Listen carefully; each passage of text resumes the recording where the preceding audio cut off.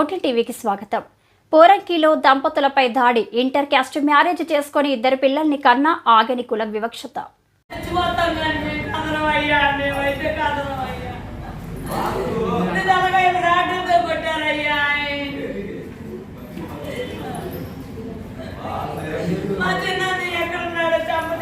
పోలీసులు 8 కోళ్లు, 20 కోడి కత్తెలు, 2 లక్షల నగదును స్వాధీనం చేసుకున్నారు. కోడి పందెం నిర్వహణకు సంబంధించి పలువురి పాత్రపై విచారణ కొనసాగుతుంది.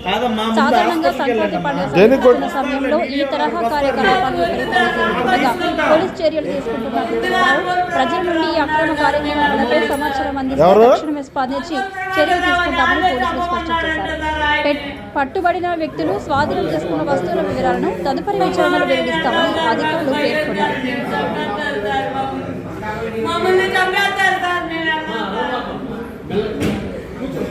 ఇప్పుడు మీడియా వల్ల ఏం చేస్తారు, ముందు మీరు అక్కడ స్టేషన్కి వెళ్ళి ముందు ట్రీట్మెంట్ తీసుకుంటే చేద్దాం